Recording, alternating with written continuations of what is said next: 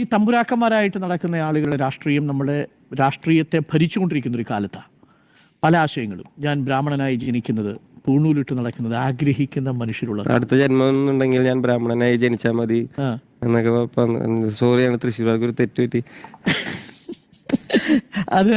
അത് കേൾക്കുന്ന സമയത്തൊക്കെ എന്താ തോന്നുക വേടനെ സംബന്ധിച്ച്?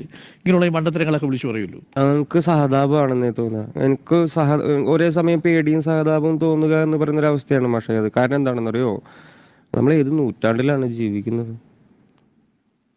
നമ്മൾ ഏത് നൂറ്റാണ്ടിലാണ് ജീവിക്കുന്നത്? പിറവിയാൽ ഒരു മനുഷ്യൻ ഉന്നതനാണ് എന്ന് വിചാരിക്കുന്നത് എന്താണ്? എനിക്ക് മനസ്സിലാവാത്തതുകൊണ്ടാണെന്നാണ് ചിലപ്പോൾ ഞാൻ വിചാരിക്കുന്നത്. ഞാൻ പൊട്ടരാണോ ഇനി? എനിക്കത് മനസ്സിലാവുന്നില്ലെന്നേ. പിറവിയാൽ ഒരു മനുഷ്യൻ സമൂഹത്തിലുള്ള കുറച്ച് ആൾക്കാരേക്കാൾ ഉയർന്നവനാണ് എന്ന് വിചാരിക്കുന്നത് എനിക്ക് ഒരു വിധത്തിൽ, ഞാൻ വായിച്ചങ്ങനെ ഒരു പുസ്തകത്തിലും അതില്ലെന്നേ. സുരേഷ് ഗോപിയെ പറ്റി വേടൻ പറഞ്ഞ ഈ ഒരു കാര്യങ്ങളാണ് ഇപ്പോൾ സോഷ്യൽ മീഡിയയിൽ ഫുള്ള് ചർച്ചാ വിഷയമായിക്കൊണ്ടിരിക്കുന്നത്. കുറച്ച് നാളുകൾക്ക് മുമ്പ് സുരേഷ് ഗോപി ഇതേ കണക്കൊരു സ്പീച്ച് നടത്തിയ സമയത്ത് പറയുന്നുണ്ടായിരുന്നു, അടുത്ത തവണ ജനിക്കുവാണെങ്കിൽ ബ്രാഹ്മണനായിട്ട് ജനിക്കണം എന്ന് പറഞ്ഞ ഒരു കാര്യമാണ് ഇപ്പം വേടൻ ഇതിനകത്ത് പറയുന്ന ഒരു കാര്യം. അങ്ങനെയൊക്കെ പറയുമ്പോഴത്തേന്, അങ്ങനെ പറയുന്നവരുടെ നാട്ടിലാണ് നമ്മളിപ്പോൾ ഉള്ളത്. തൃശ്ശൂർക്കാർക്ക് പറ്റിയ ഒരു അബദ്ധമാണ് സുരേഷ് ഗോപി എന്ന് പറയുന്നുണ്ട്.